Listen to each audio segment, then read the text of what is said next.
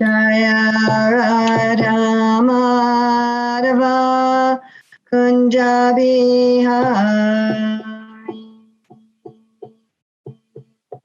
Jaya Radha Madhava Kunja Bihari.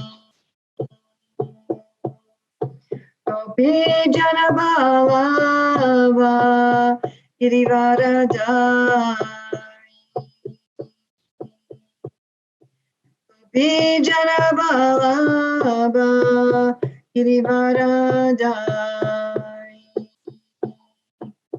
Yasodanandana Braja Janaranjana.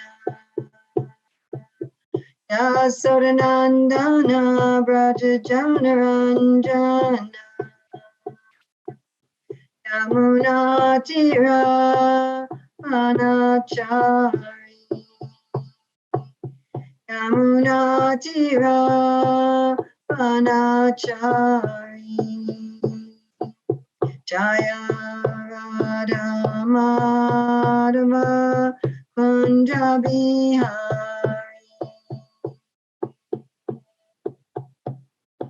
Gopi Jana Vallabha Girivaradari. Yasodanandana Braja Janaranjana. Yamunatira Vanachari. I am Vishnupad, Paramahamsa, Parvrajikacharya, Asatara Satyashri Srimad, His Divine Grace A.C. Bhaktivedanta Swami Maharaj Prabhupada Ki Jai. ISKCON Founder Acharya Srila Prabhupada Ki Jai. Anantakoti Vaishnava Vrinda Ki Jai. Namacharya Srila Haridas Thakur Ki Jai.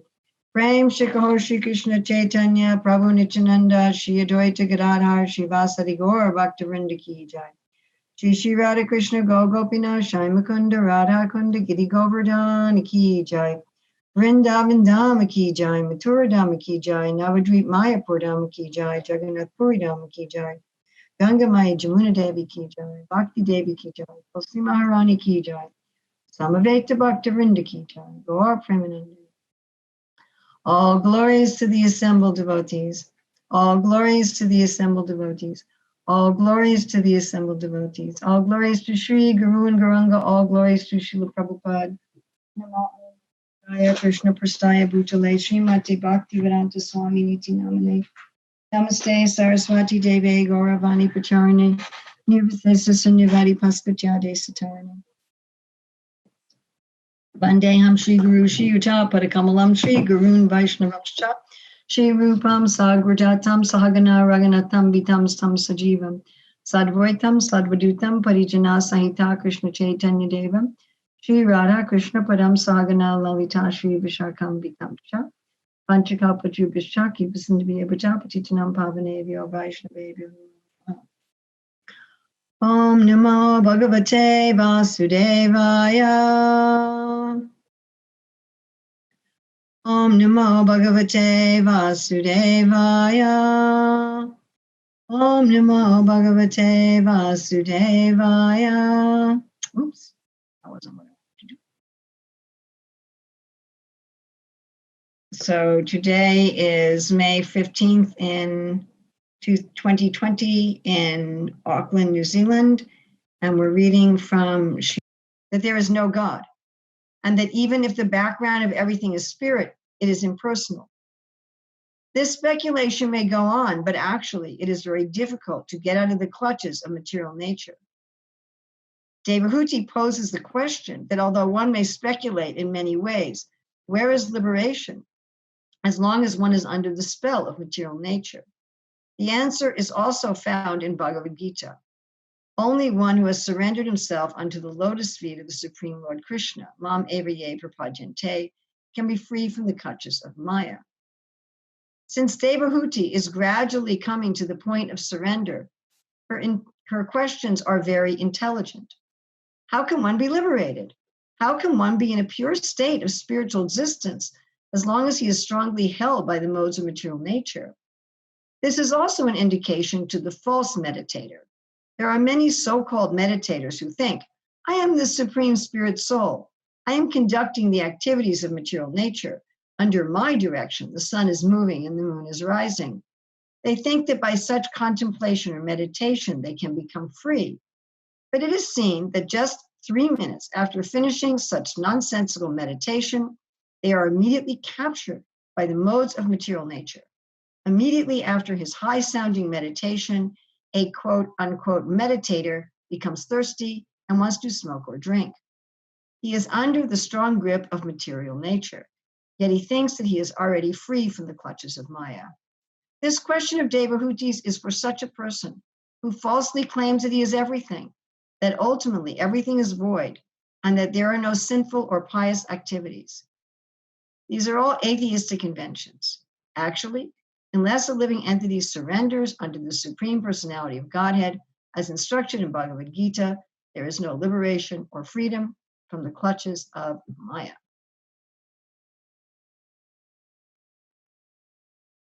Akartuhu karma bandhoyam purushasya yadashrayaha guneshu sattu prakrite kaivalyam tesh vatakatam. Hence, even though he is the passive performer of all activities, how can there be freedom for the soul as long as material nature acts on him and binds him? So Srila Prabhupada writes in the first canto of the Bhagavatam that the real need of the soul is for freedom. Prabhupada writes, although the living entity desires freedom from the contamination of matter. So Prabhupada's not just saying the devotees or the spiritualists, he's saying the living entity. We all want to be free from the contamination of matter. Nobody wants to be controlled by having to eat, having to sleep, by lust, by anger, by old age, by disease, the weather. Nobody wants to be under the control of material nature and the contamination of matter. Nobody likes the fact that their bad qualities and their desires are controlling them. Even ordinary materialistic people wish that they were free. They wish that they didn't feel, like Arjuna explains in the 3rd chapter of Bhagavad Gita, that we're forced to do things even that we don't want to do. You know, we don't want to do them. And yet we feel forced. We know, like, this is wrong. It's not in my best interest. I really don't want to act this way. And we do it anyway. I don't want to think this way. I don't like this thoughts. I don't like this action. And there we are. And this is a problem. This is a problem. And Devahuti is identifying the problem in a very interesting way here. Akartuhu karma bandhoyam. So she's identifying the problem a little differently than most materialists would identify it. She understands the problem and she's asking for a solution.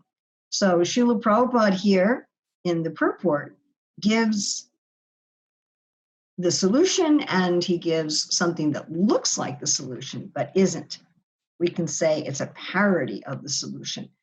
And when Srila Prabhupada wrote this purport, he was writing very clearly from his experiences growing up in India and seeing these charlatan meditators who, after their meditation, would smoke cigarettes and drink alcohol.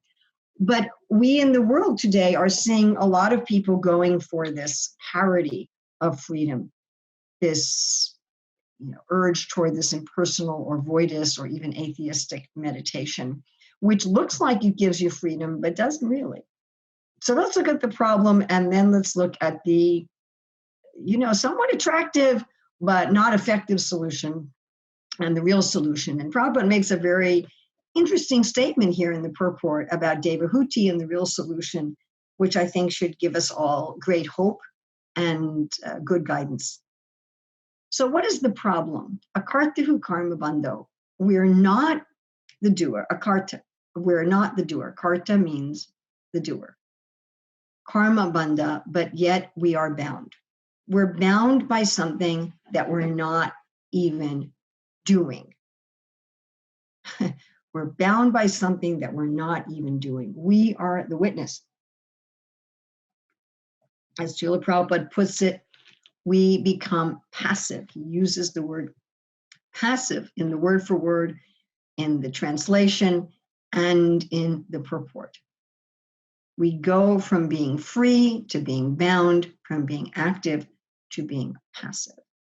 My late godbrother, Sadaputa Prabhu, compared the situation of Maya to virtual reality, where a person puts on, a virtual reality headset and they think that they're acting, but they're not. They're just observing. And such is the case even when people are, for example, playing computer games, where they're not really doing what they think they're doing. They're not really, capturing the gold and killing the bad guys or whatever they do in these games, but they're emotionally experiencing as if they were doing those things. But everything in the game is being carried out differently from them. You could say that the real game is happening from electricity. You could say it's happening from ones and zeros, or it's happening from metal and plastic. But it certainly isn't the game player who's doing everything in the game. The game player is desiring and is communicating those desires to the game via the machinery of the game, but the player is not doing the activities that are happening in the game. Although it appears that they are.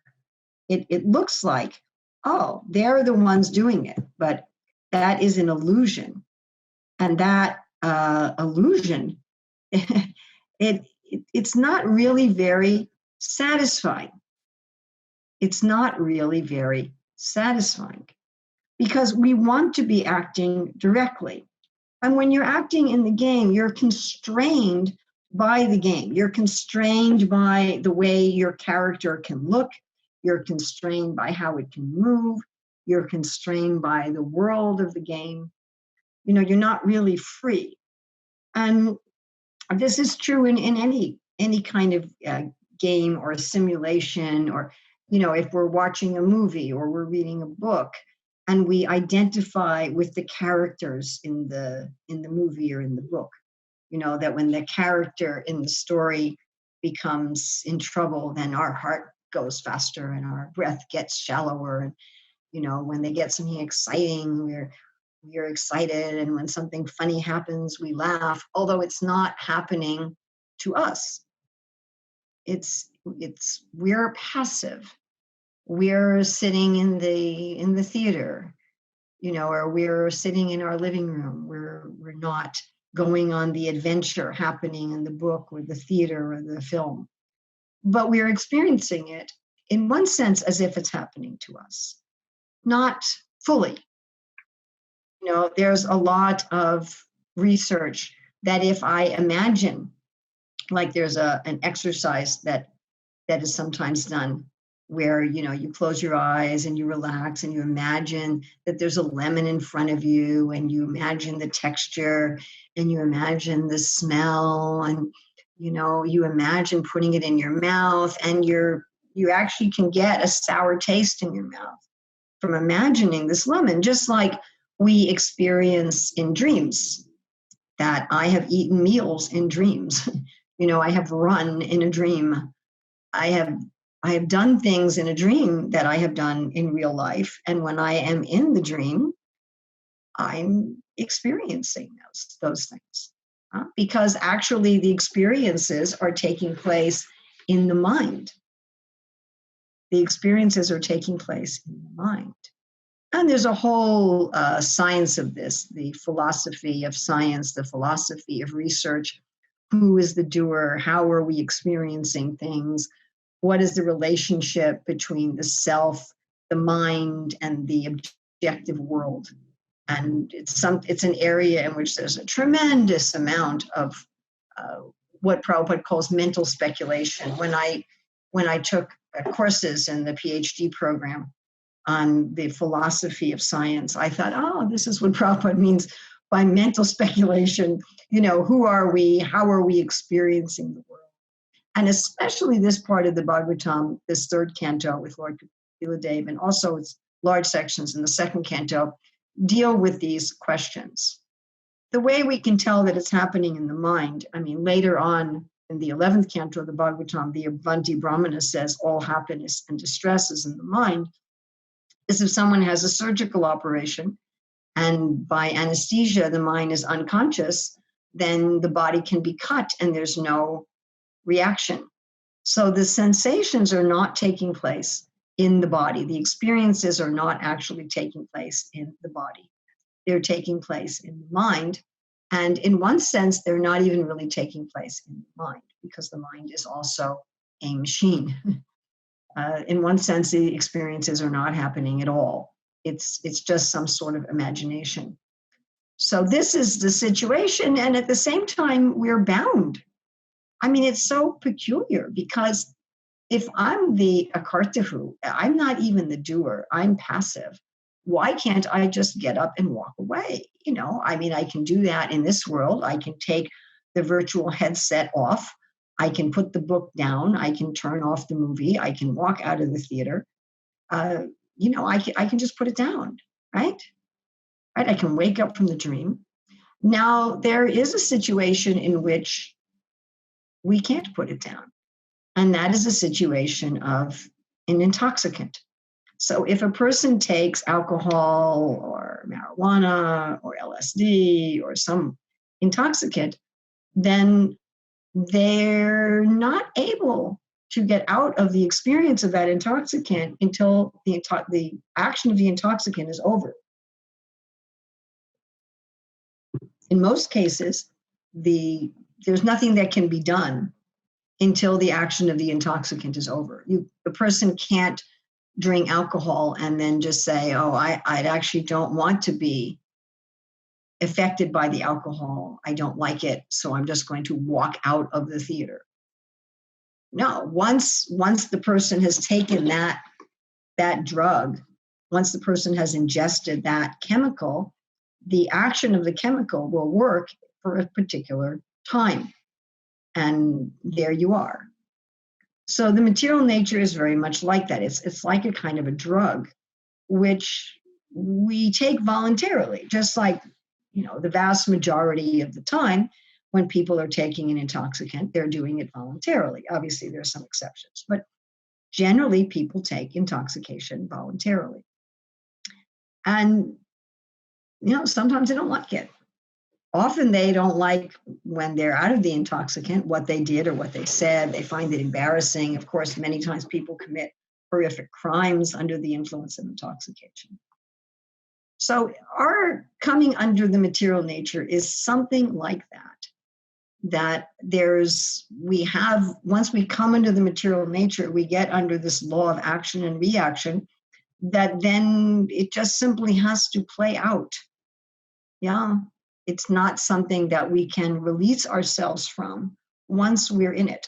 Of course, there is a place where Prabhupada said we can get out of material nature just by desiring to get out, and that we'll get to in a moment.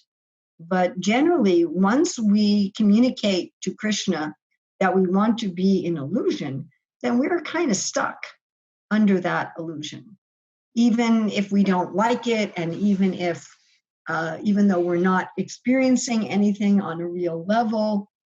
Now, you might say, well, Prabhupada does say we can get out just by wanting to get out. So can't we just say, I want to get out? And such is the parody of freedom that Srila Prabhupada writes about extensively in this purport, where a person says, okay, I don't like being under the control of material nature. I don't like being a slave. I've become from active to passive, from free to bound. I have thoughts that I don't like. I have actions that I don't like. I have situations that I don't like.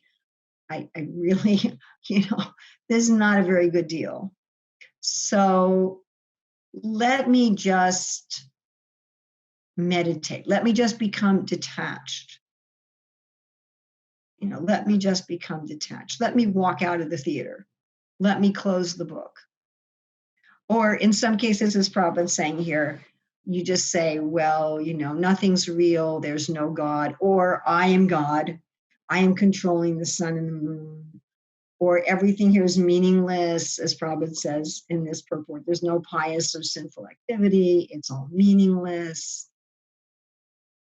But Srila Prabhupada's pointing out that it doesn't work, that he has seen a lot of these meditators, they meditate, and then afterwards they're smoking tobacco and drinking alcohol, that they're not out of the grips of material nature as soon as they finish this meditation.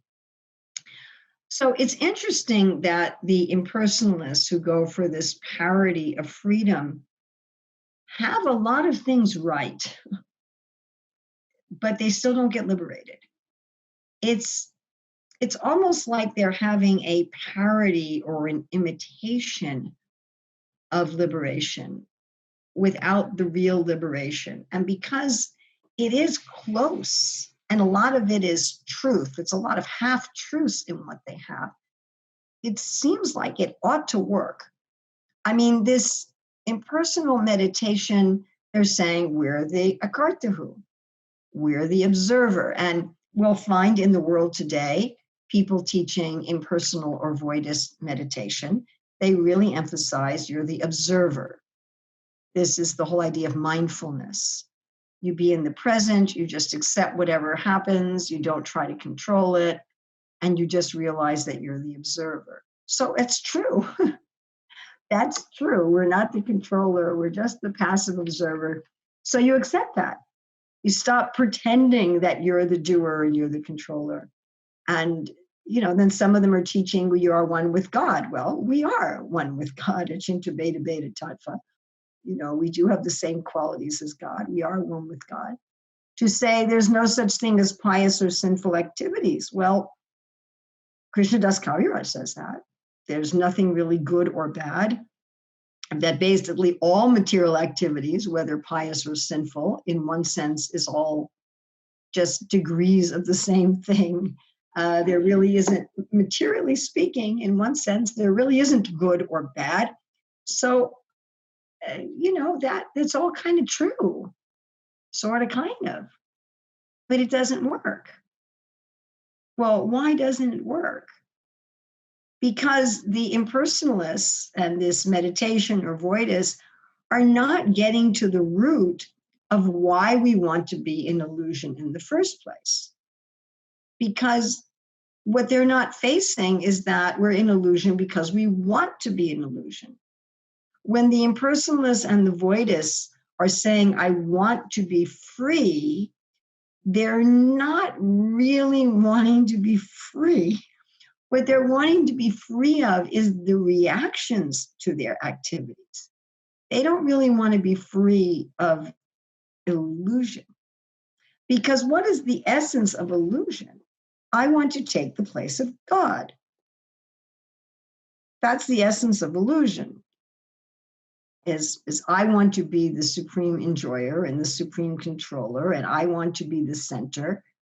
So they haven't gotten rid of it. In fact, many of them are propounding their oneness with God as their philosophy.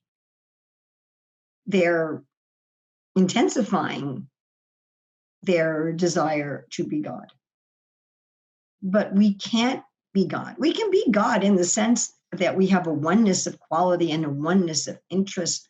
And if we are really Krishna conscious, we feel that oneness. Prabhupada gives the example, which only makes sense if you've been in a country like India, of a person riding a bicycle who holds on to a car and therefore goes as fast as the car.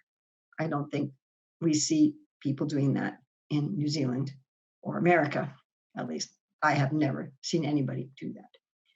So there is a sense in which the pure devotee is one with God, but the impersonalists and the voidists, they want to kind of just be God. They're not looking for a oneness of interest or a oneness of love, and therefore they don't get at the root of the problem.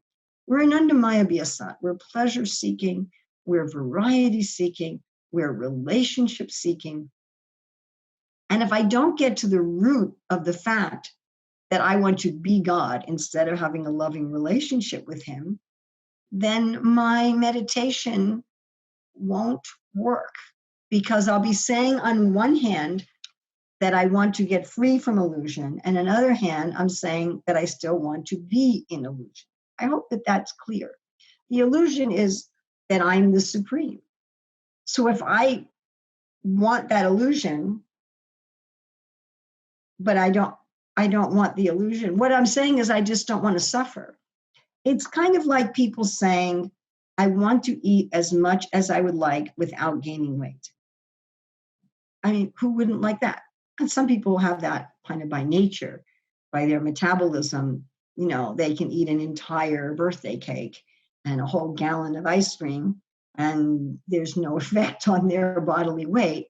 And other people eat an extra cookie and they gain a kilo. So there are people who can do that, at least sometimes in their life. But we'd all like to do that. We'd all like to be able to eat whatever we would like in whatever quantities we would like without getting a stomach ache, or without feeling tired, without gaining weight, whatever. You know, but the point is that we still want to enjoy the food. We just don't want the reaction.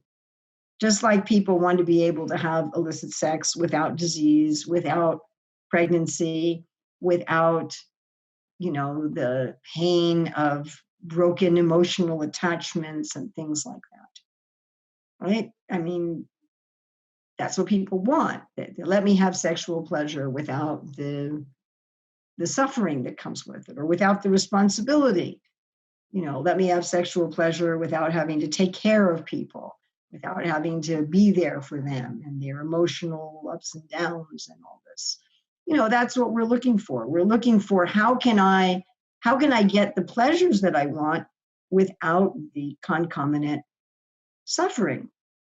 So the impersonalists, when they say they want to be free, they don't, in their heart of hearts, mean I want to be free from illusion of thinking that I'm God. What they really want to be free from is material nature shoving them around. They want to be the Lord of nature, kind of like Hiranyakashipu, who also meditated for a long time and was a very powerful yogi, that, you know, I want to be the Lord of nature. But that's not getting to the root of the problem.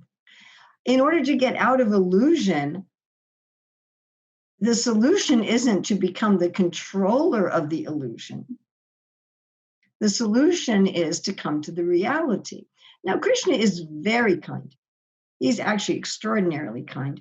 And if somebody wants to become a lord of Maya, if somebody wants to enjoy by becoming a lord of Maya, and they worship him and they're his devotees, he will allow that, at least to some extent, like the great demigods. I'm sure we've all had births as demigods, you know, where one masters the material energy more or less. You know, the great mystics of the universe. I mean, there's great personalities who are, to a large extent, lords of Maya. But none of them are fully lords of Maya. They also have difficulty with their senses. They also have difficulty with their minds. They have various struggles. They have enemies and so forth. Abrahma, Bhuvana, Loka, Punar, Avartino, Upecha, Tukanteya, Punarjanma. So that doesn't really do it either. And then at the end of the universe, that little game of, well, I'm going to be a lord of Maya becomes over.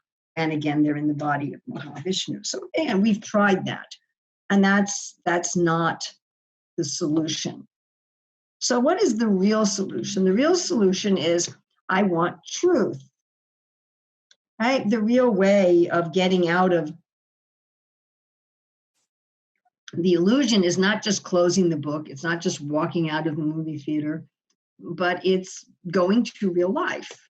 What is the real life? And the real life is that I'm a subordinate servant of God, which, you know, to a conditioned soul doesn't sound very attractive.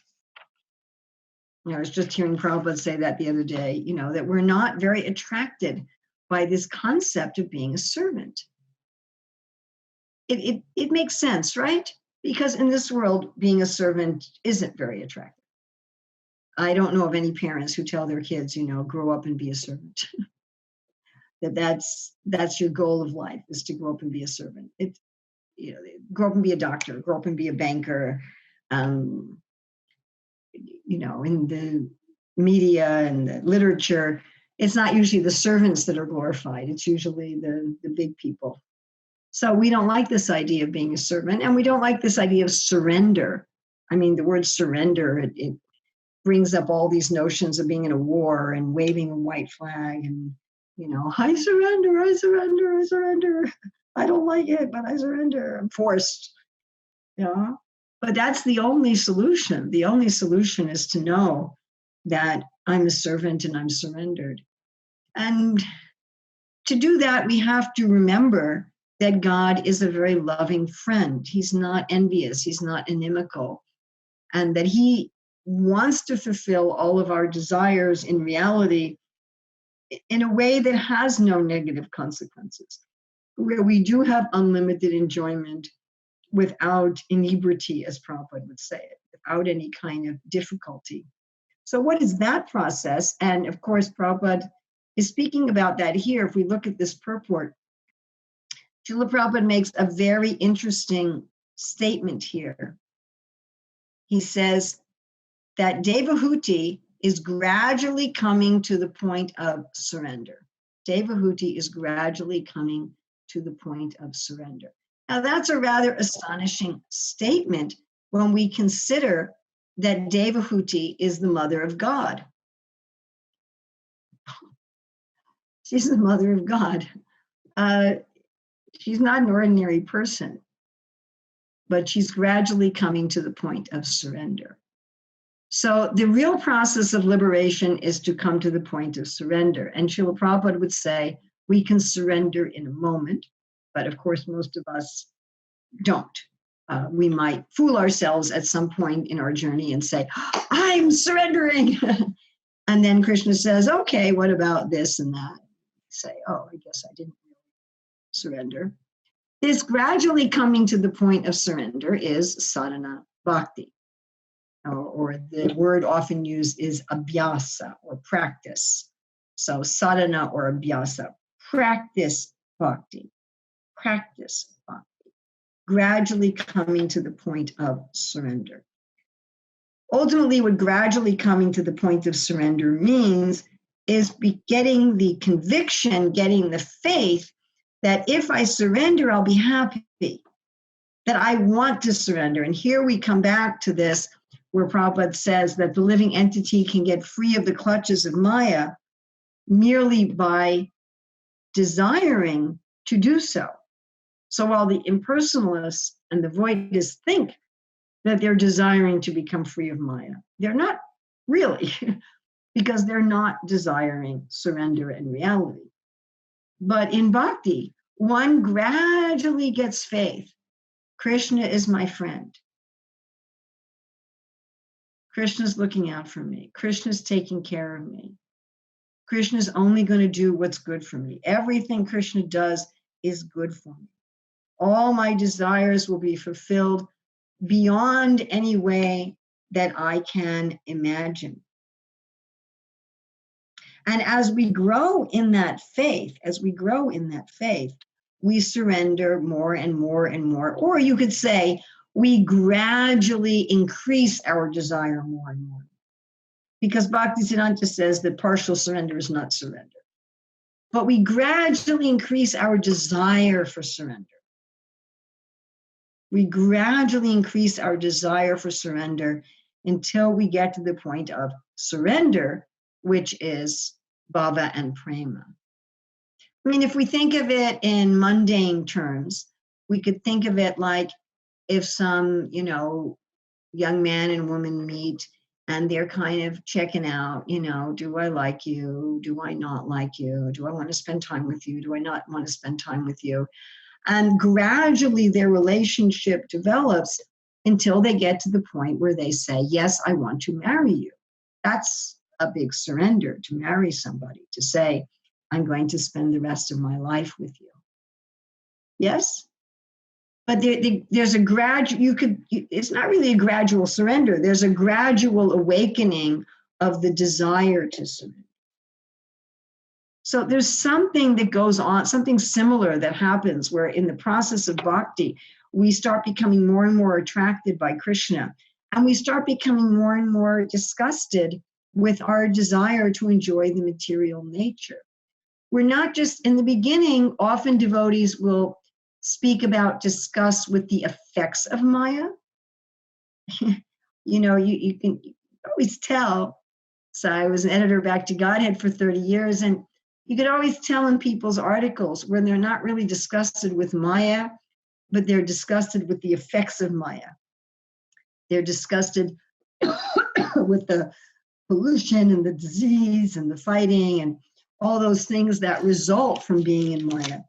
But they're not disgusted from Maya about Maya itself. It's not like they're disgusted by their lust or they're disgusted by their selfishness or their anger or something like that. They're not disgusted with their false ego or with their desire to enjoy the world.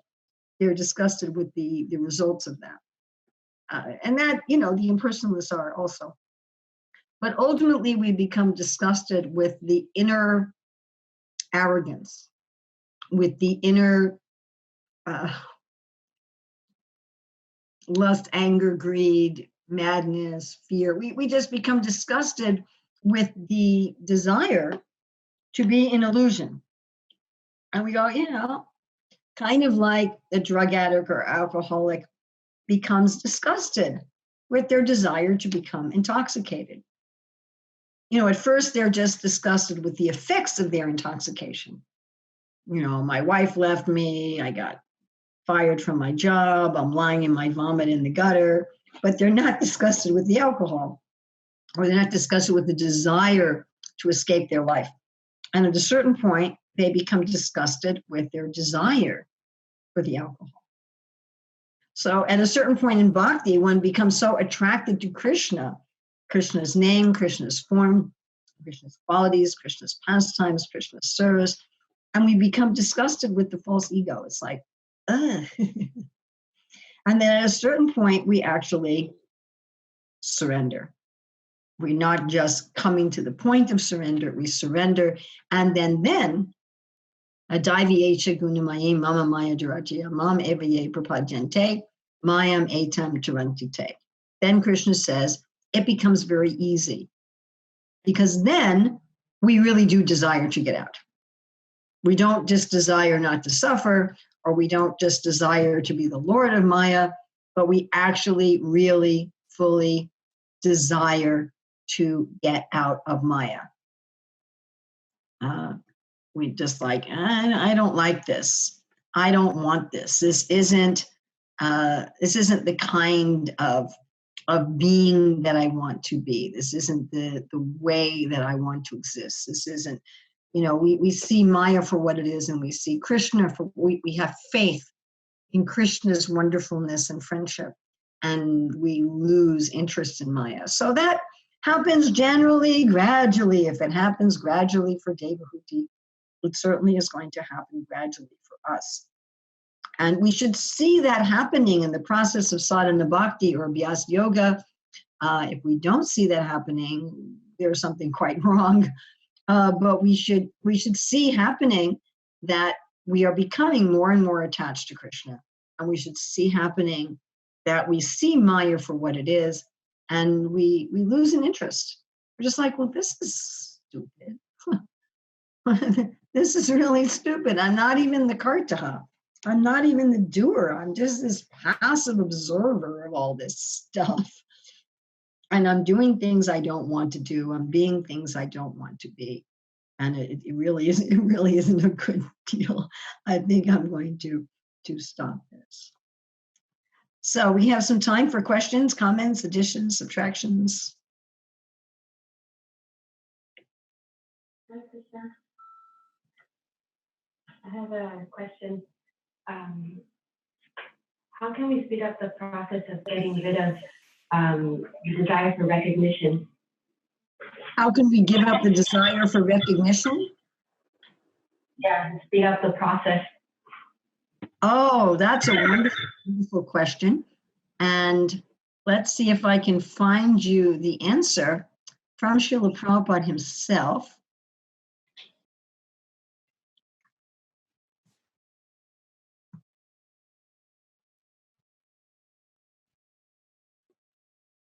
Okay.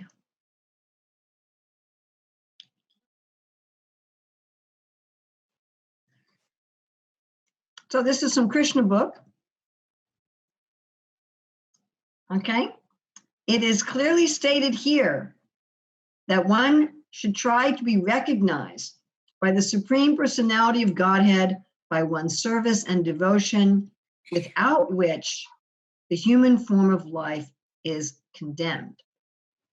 Devotee must know, right? The Supreme Personality of Godhead is also the source of everything. A devotee must know how to render service unto him and thus be recognized by him. Now, this is in the context of Akrura going to Vrindavan, and Akrura is meditating on this. He says that he's going to be embraced by Krishna, right? By his merciful embrace, surely my body, heart, and soul will be completely cleansed of the actions and reactions of my past life. When our bodies touch, I will immediately stand up with folded hands with all humility. Certainly Krishna and Balaram will call me Akrura, uncle, and at that time my whole life will be glorious. Unless one is recognized by the Supreme Personality of Godhead, his life cannot be successful. So this desire for recognition is natural to the soul. It's natural to the soul. We want someone to give us recognition. We want someone to say, you are my uncle, Akrura. You're my friend. Oh, my friend, my friend. Oh, you're my dear servant. Oh, you're my beloved. We're hankering for that. As Jesus said, that, well done, good and faithful servant. We want someone to go, yay! That's what Krishna does to his friends. Krishna and Balaram are dancing and the cowherd boys are going, yay! And then the cowherd boys are dancing and Krishna and Balaram are going, yay! You did it! Oh, look how Sri Dhamma's turning that stick. No, look at Sudama. Krishna's recognizing his devotees. Kavi Kandapur and Nanda Vrindavan Champu talks about how in the Ras dance, sometimes the divine couple are sitting and one of the other gopis is dancing. And Krishna and his consort are saying, well done, well done. Well done, Lalita. Look at how you are dancing. Krishna is saying to, Yasoda and Rohini, oh, what wonderful sweets you've made. Oh, my dear mommy, my dear daddy, my dear uncle, I love you so much. Thank you for taking care of me. In the evening, it's explained that entertainers come, and Nanda and the other older cowherd men and Krishna and his friends, they're watching the entertainment and they're going, well done, well done. So do we want to be recognized by Krishna, or do we want to be recognized by other jivas? And when we want to be recognized by other jivas, there's usually some falsity in it. I know that I'm not really the doer, and I'm not the controller, and I'm not as smart or clever or creative as other people are praising me as being. What do they call that? The imposter syndrome. We know it's not genuine, and we know what we're being praised for. We can't really take more than a sliver of credit for. We know a lot of it is the will of the divine. And we know when other people are recognizing us that they may have some motive. They may be giving us recognition because they want something, or they're trying to manipulate us in some way. And so the recognition of other jivas is not very satisfying. Somebody may give you recognition one day and the next day they criticize you. So those desires are not wrong. The desire for somebody to say, yay, good job, wow. Want Krishna to say that. Act in such a way that Krishna says this. That Krishna will look at us and say, good job.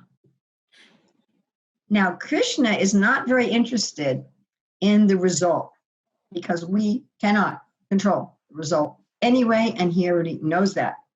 Krishna is interested in the attitude and the intention. That we can control. And he's going to say, yay, good job, for the attitude and the intention, which is so much more satisfying because other jivas are pretty much just looking at the result. If we mess up the result with good attitude, we don't get any credit. Thank you for asking that. Any other question? Yeah. I have a question.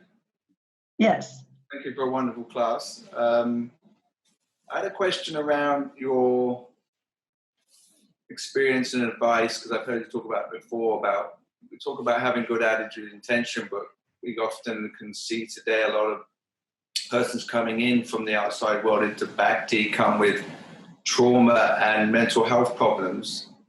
And often they're sincere, but often they have not control over their, they can have psychiatric problems where they don't have control over their attitudes and feelings while practicing. And my experience has been with some of them that they feel, because they can't control how they feel and their emotions, they feel like they're not practicing Bhakti properly, because what we're hearing about, well, you've got to put your heart into it, but they don't feel anything, or for whatever emotional situation for them, they're often feeling very disabled in that department, and it often can be quite what's the word? Over a long period of time, it becomes disheartening because you feel like you've got this kind of broken mind, so to speak, and it's very distracting to the practice of Bhakti. What's your experience with that, and advice and encouragement for that? Well, it's interesting. I mean, I had 2 years of training in counseling, but I'm not like a psychiatrist or psychologist. And I would say that for people who've gone through severe trauma, which is an increasing percentage of the population as Kali Yuga goes on, just the concept of a stable, loving upbringing is becoming more and more the exception rather than the rule. That we do need people who can help people professionally deal with mental issues, just like, if you break your leg, you don't just sit and chant Hare Krishna to your leg. So we do need people who are skilled in these various things. I mean, I personally know right here in the community where got stuck in the pandemic, there's 2 devotees here who have mental illness. And I remember when they first came to Bhakti, it was really a struggle for them. And at this point, after decades, they're 2 of the pillars of the community. And their mental illness is not really an impediment for them anymore. It still may be there in one sense. It may or may not go away in a technical sense. Just like if one leg is shorter than the other, it's not going to grow in Bhakti. But they're not hampered by it anymore. They've learned to stop associating with the mind and stop identifying with the mind to become more of an observer of the mind. Can that be done strictly in Bhakti? Yeah, it can. It can. But if people have gone through extensive trauma, then they may need also some support. Like Prabhupada says, you don't go to a spiritual master to heal your physical diseases. And I would say also you don't go to a spiritual master for healing of, bipolar disorder or something like that. Prabhupada says you take help from a psychiatrist. So to learn some techniques for dealing with a particularly uncontrolled mind is going to be very helpful for some people. As it just kind of is what it is. And it's a shame that such is becoming more the norm than the exception. It's really a shame that we now assume in most of the world and an increasing geographical area of the world that people have experienced some kind of trauma and some kind of abuse or abandonment or something at a young age that has scarred them in some way. It's really, really unfortunate.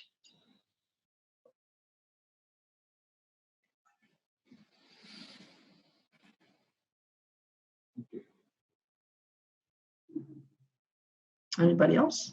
I have a question. Yes. Thank you for your class, Messages. I was wondering about the point you were making about how we don't really want to be servants. Mm.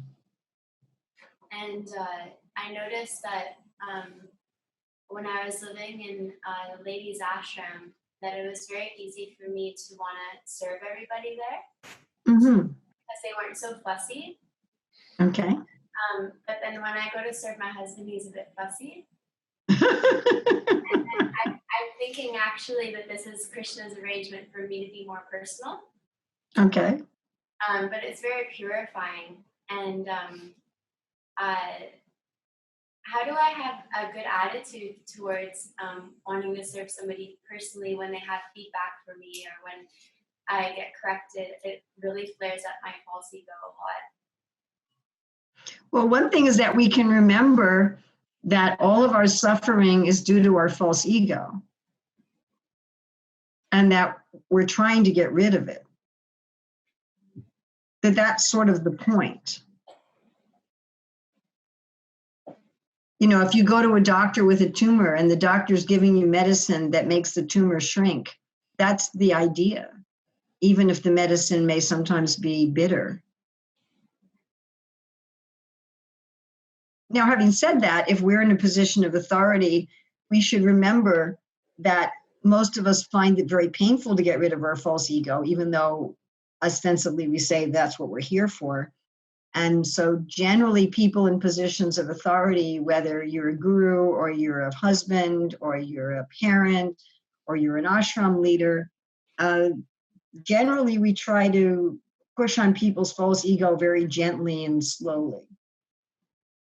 Because like even Devahuti is gradually getting the desire to surrender. So, if someone's dealing with us that way, where they're pushing a little harder than we feel we can handle, we might want to inform them that, I do want to get rid of my false ego. I do appreciate that you're trying to teach me humility and tolerance, but this is kind of beyond my capacity to deal with it at this point in my Krishna consciousness. And I say I want to get rid of my false ego, but I'm not quite ready to get rid of all of it that fast. And could you deal with me a little bit more gradually? And then to also watch how we're dealing with others.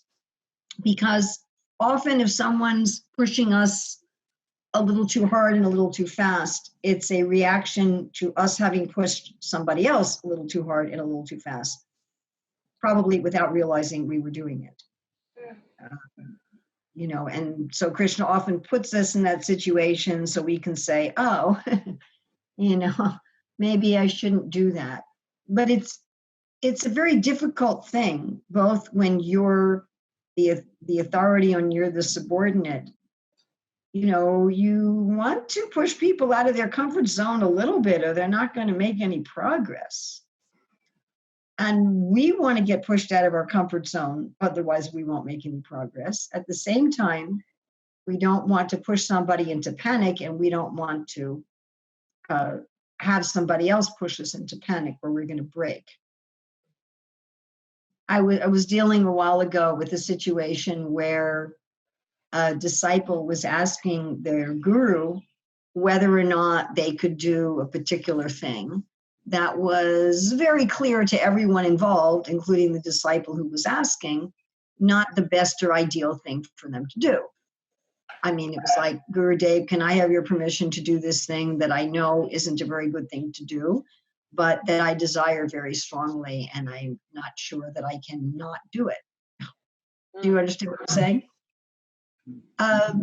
And so the person's spiritual master spoke to me at one point and said, you know, this disciple is saying to me, Guru Dev, if you order me not to do this thing, I won't do it.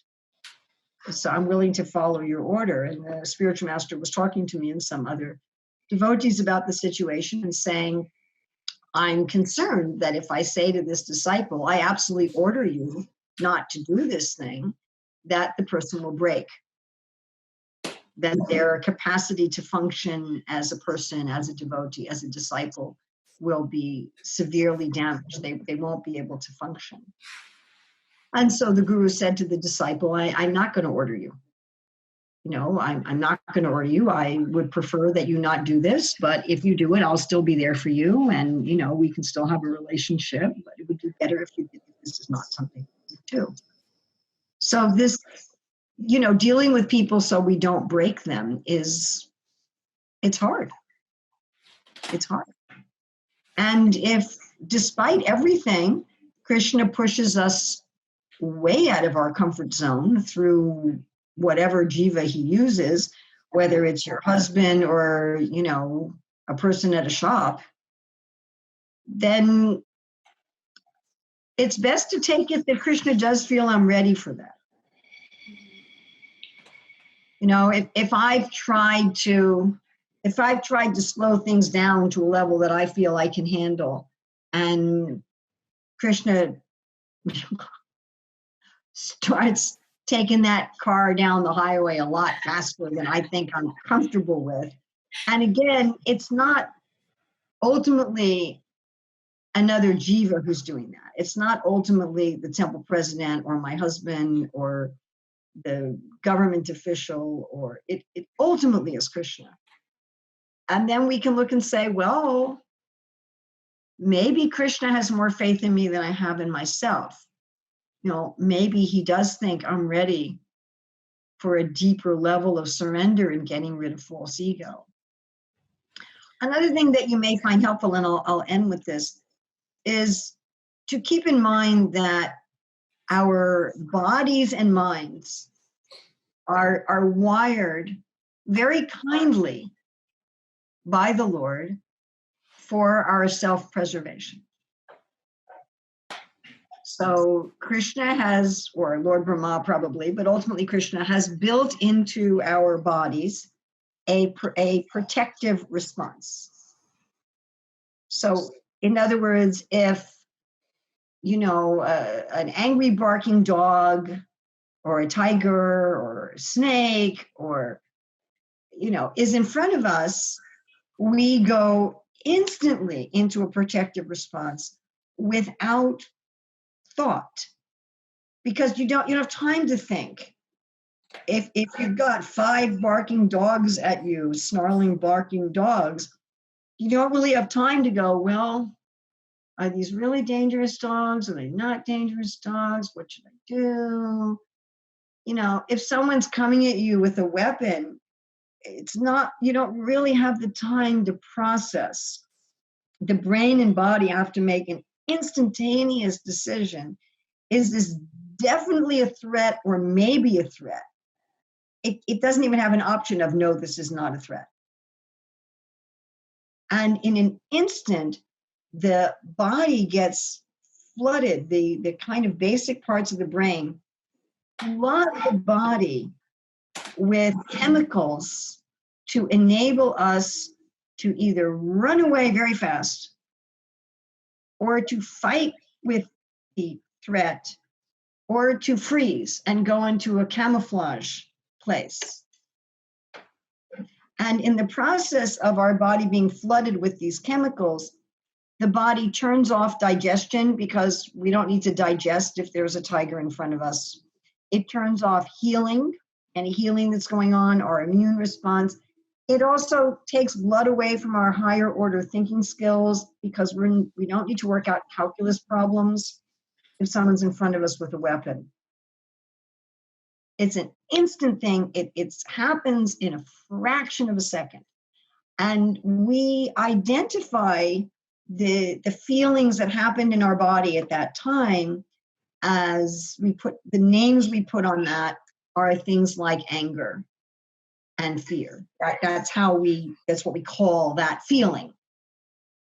You know, when we were a child, whenever we felt like that, our parents might say, "Oh, you're feeling angry," or "Don't be angry," or "Oh, I see you're being scared." And we learn to put a name on it as an emotion, and to start to, as we grew up, we started to think, well, I am angry. And then the rational mind tries to come up with reasons why we're feeling that way. So somehow we think there's a threat that on a very biological level, the body says there's a threat. Go into the threat system. Then we identify that as a particular emotion, and then we come up with reasons why we should or should not feel that emotion. So if we think of reasons why we shouldn't feel the emotion, we would try to repress it. If we come up with reasons why we should feel the emotion, well, my husband's just picky. He's just picky. He's just unreasonable. If he was reasonable like those ladies at the ashram, I wouldn't be upset. That's a rationalization by the mind as to what's happening in the body. Mm-hmm. But what's really happening is we're feeling that there's some sort of a threat. Now the physiological reaction to a social threat is exactly the same in the chemicals of the body and the responses of the brain to a physiological threat. So if we have a barking dog, or we have somebody telling us to do something that we would rather not do, or if we have somebody telling us that we're not as good of a person as we'd like to think we are, we experience that on a biological level as a threat. And the reason is very, very simple. We're social beings. We're like herd animals, you know, like deer or cows, and we're dependent on, or elephants, and we're dependent on the goodwill of our herd for our survival. We have a hard time surviving alone. And if my herd doesn't like me, then, or if my herd is upset with me, it codes in the body and the brain just like a physiological threat. And that's especially true when it comes to my spouse or my parents. You know, somebody in my intimate tribe, my intimate part of the herd, who I really depends on for living. You know, they're the ones providing my home, my food, you know. And if I feel that they're not happy with me for some reason, it feels like it's a physiological threat. And so it comes up with this thing where I want to run away, or I want to fight and defend myself. So if we recognize this system, again, it's in place out of love by Krishna to protect us very quickly in a situation of danger. And the Bhagavatam says that anger feels like it falls out of the sky. So one thing that we can see from today's verse, akartuhu, we are a passive observer. So we can step back and say, I'm not this body, I'm not this mind. This is a natural physiological response to perceived threat. It's not me. I can breathe. I can control my physiological response to some extent, to take some deep breaths. Even things like widening your eyes, looking up. There's things we can do that break the physiological response and say, you know, am I really being threatened here? Is that what's really going on? You know, stop the physiological response, access the intelligence. Am I really being threatened here? Is that what's going on? Do I need to respond as if there's a threat? Or can I get a little space between me, the soul, and the actions of my mind and body? Can I go instead to thinking about Krishna? Can I go instead to remembering a verse from the Bhagavad Gita? Can I remember one of the pastimes of the Lord? Can I remember what I've come to Krishna consciousness for? And can I act in that way? So that's another tool. All right, I think we should end here. Thank you. It's so interesting. I'm in a part of the world where now it's becoming summer, and I'm looking at all of you where it's becoming winter. And but I do miss all of you there in Auckland, and I miss you too. I wish I could be with you, not just over Zoom. Thank you very much, Srila Prabhupada Ki Jai. Hi, thank you. Hare Krishna.